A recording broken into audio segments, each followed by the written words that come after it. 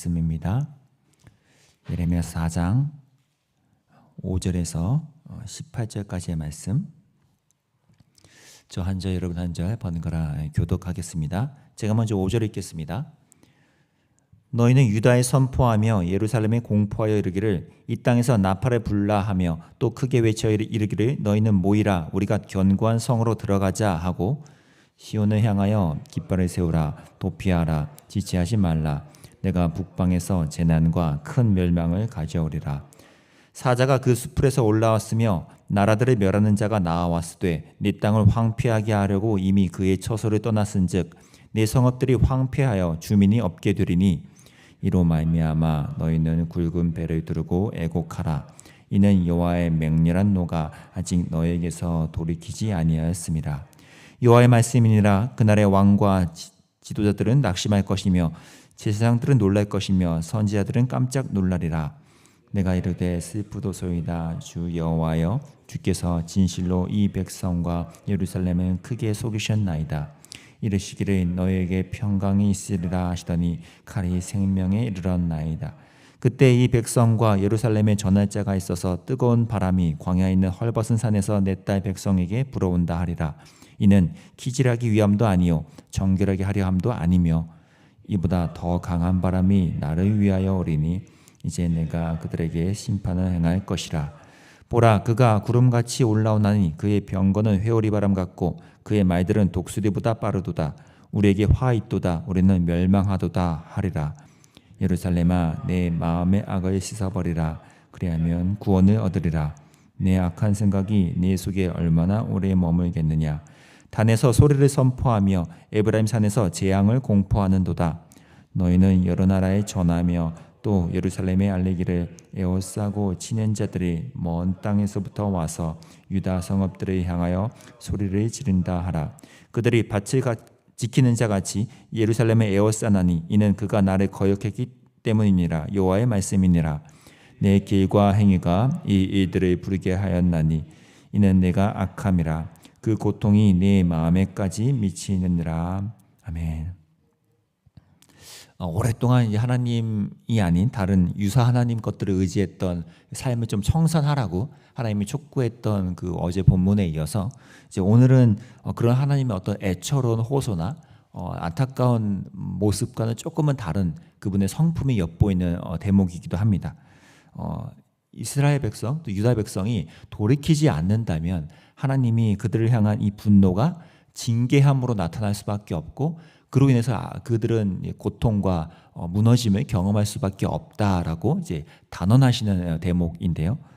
그래서 이제 5절 6절에서는 마치 어떤 큰 대군 군대가 상대방 국가에 쳐들어갈 때처럼의 어떤 긴박함과 또 긴급함 이런 것들을 강조하면서 지금 말씀하고 있습니다.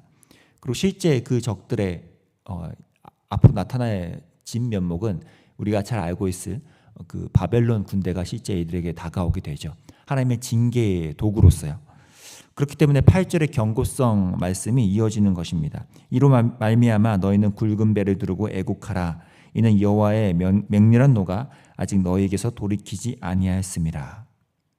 보통은 이제 예레미야서나 다른 선지서에서 이제 돌이키다라는 말을 가장 많이 쓰게 되는데 보통은 선지자들이 이스라엘 백성 또는 선민들에 대해서 너희들의 죄악된 삶에서 돌이키라라는 촉구를 많이 하지만 오늘 이 단어는 하나님께 쓰이고 있다는 게 좀 흥미롭죠.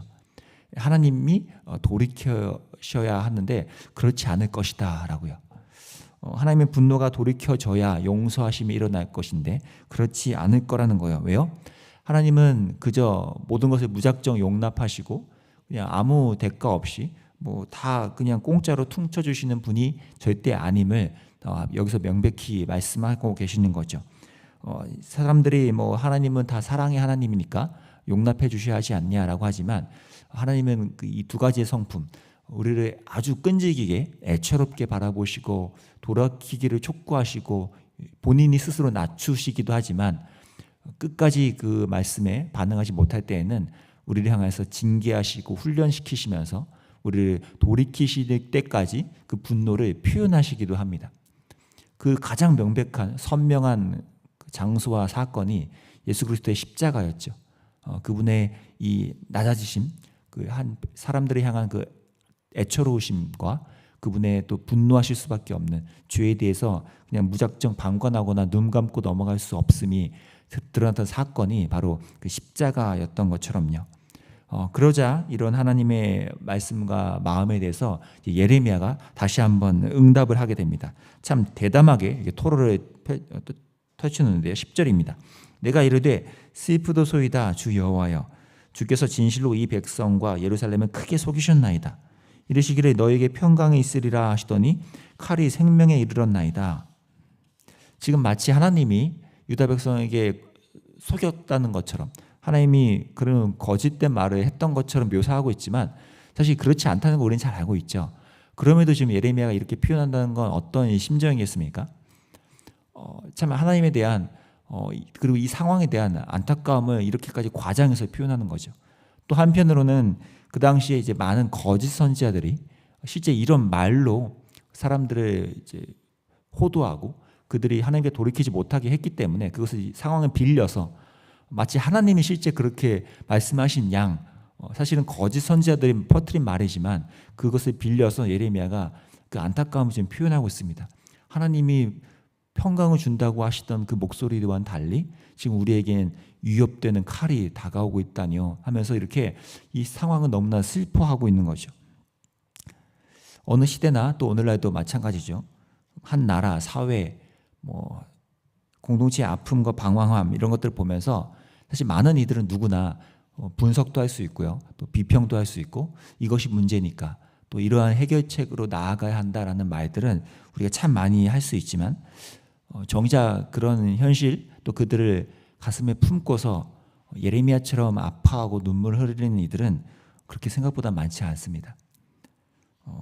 오늘 예레미야 선지자는 자신이 속한 그 나라, 민족, 이 사회를 향해서 단지 분노나 또는 비판이나 해결책을 빨리빨리 제시하기만 하고 방관하듯이 있는 것이 아니라 지금 내가 너무 슬픕니다 하나님 라고 하면서 하나님 앞에 나아가고 있다는 이 모습이 어쩌면 이 시대에 다시 한번 필요한 모습일지도 모르겠습니다. 개인적으로는 제가 그 신학 공부를 마치고 한국 땅으로 이제 돌아오게 된 계기도 이 예레미야서에 의한 것이었는데요. 그 당시는 지금도 좀 그러하지만요. 그 당시 2010년도 좀 넘어가면서 한국교회 많은 사건들이 이제 이슈화됐던 때 아닙니까? 우리가 다시 회상만 해도 참 가슴 아프고 실망스러운 그런 뉴스와 온갖 사건들이 막 이제 사람들 안에 퍼지고 있던 소위 이제 우리 교회 한국교회 민낯이 드러나던 그때인데 저는 사실 외국에 있으니까 그런가 보다. 아유 한국교회 이렇게 될 줄 알았지. 많은 사람들이 그렇게 얘기했습니다. 한국교회는 이럴 줄 알았어. 언젠가 터질 줄 알았어. 하면서 이게 문제였어. 이때부터 문제였어. 저게 문제야. 지금이라도 이렇게 해야 돼. 라는 말들과 많은 토론들을 해왔는데 어느 날 이 예레미야서 말씀을 쭉 같이 함께 또 공부하고 연구하다가 하나님이 저한테 이제 그런 말씀으로 두드려 주셨습니다. 이 예레미야처럼 바로 그런 한국 교회를 위해서 함께 울고 아파하며 애통해야 될 사람은 정작 없는데 너가 그래줄 수 있겠니? 그 마음 말씀에 제가 많이 무너졌습니다. 저 남 얘기처럼 여기고 마음은 아파했지만 내가 감당해야 될 영역은 아니라고 생각했는데 그것이 남 얘기가 될 수 없다는 것을 하나님이 말씀하셨던 거였죠. 오늘날 이 시대도 같은 마음 아니겠습니까? 또 저희 교회적으로도 또 한국교회가 이번 여름 시즌에는 항상 다음 세대 수련회나 이런 것들이 이어지는데 다음 세대의 영혼들을 떠올리고 기도할 때 이 예레미야 같은 마음과 또 안타까운 울음이 우리에게 회복되어야 하지 않을까라는 생각이 많이 하게 됩니다. 각양각색의 슬픔과 고뇌와 또 압박감과 또 여러 가지 떨림들이 꼬맹이 아이들로부터 대학 청년부에 이르는 이들까지 다 각자가 있을 거 아닙니까? 누구도 고통스럽지 않은 이들이 없을 건데 그들이 그런 아파하는 또 여러 가지 상처와 짓눌려 있는 마음들을 우리가 대신 예레미야처럼 아파해주고 또 고통스러워하면서 무엇보다 그들의 영적인 침체라든지 영적인 방황이라든지 영적인 어두워짐들을 우리가 이 예레미야처럼 울면서 기도해 준다면 그것이 이 시대에 가장 좀 필요한 역할이지 않나라는 생각을 묵상하면서 많이 하게 되었습니다. 이러한 풍전등화 같은 암울한 상황에서 필요한 것. 그래서 또 그 당사자들은 어떤 걸 해야 될까요? 오늘 본문을 보면 어떤 대단한 일들을 막 해야 되는 것이 아니라 지금 뭐 바벨론으로 예고된 어떤 대단한 징계의 군대들이 온다고 해서 뭐 같이 뭐 군대를 일으킨다 이런 것이 아니라 하나님이 촉구하시는 건 우리 내면 깊은 곳에서부터의 회개임을 14절이 지목해 주고 있습니다. 예루살렘아 내 마음의 악을 씻어버리라. 그리하면 구원을 얻으리라. 내 악한 생각이 내 속에 얼마나 오래 머물겠느냐. 지금 마음과 생각이라는 이 두 단어가 다시 언급되면서 사람의 깊은 내면에서부터의 정결해짐, 씻겨짐이 지금 절실하다고 말씀하고 있는 거죠. 진정한 회개로의 발돋움은 이렇게 내면 깊은 곳에서부터 시작되면 다시 한번 말씀합니다. 실제 예레미야서는 이 부분이 굉장히 강조되죠. 이 내면, 중심, 마음에서부터의 돌이킴, 새로워짐이 이 예레미야서의 하나의 큰 핵심 표현인데 바로 이러한 안에서부터의 마음에서부터의 갱신이 굉장히 중요하다고 지금 강조하고 있는 것이죠. 왜요? 18절에서 그 표현이 또 연결됩니다. 18절에 이런 표현이 있죠. 내 길과 행위가 이 일들을 부르게 하였나니 이는 내가 악함이라 그 고통이 내 마음에까지 미치느니라. 우리가 이런 경험을 많이 해보셨을 텐데요. 우리가 악에 대해서 그러니까 내면에서부터 깊은 회개와 갱신이 일어나지 않고 그것이 오랫동안 방치되면 사실 그 고통은 내 영혼 먼저 느끼게 됩니다. 내 영혼이 먼저 그것을 아파하게 되고 그것을 우리가 나중에서야 뒤늦게 알게 될 뿐이지 우리 안에서부터 이미 스스로를 갉아먹고 나를 고통스럽게 하는 애들이 거기서부터 일어나고 있다는 거죠. 그래서 하나님은 우리가 더 이상 고통스러워하지 않기를 원하시기 때문에 하나님의 안에서 이 내면에서부터의 갱신, 회복, 회개를 하나님이 촉구하고 있으신 거죠. 우리 스스로를 위해서도 그렇게 함께 좀 기도하고 이 여름 시즌에 다시 한번 우리 내면에서부터의 성찰과 돌이킴과 우리를 깨끗게 해주시면 다시 한번 구하는 시간이 되면 좋겠고요. 아까 말씀드린 것처럼 이 다음 세대 수련회 우리 자녀들과 청년들의 이 수련회 기간 동안에도 바로 이러한 내면에서부터의 성찰과 하나님의 은혜를 경험함이 좀 일어나기를 함께 기도해 주셨으면 좋겠습니다.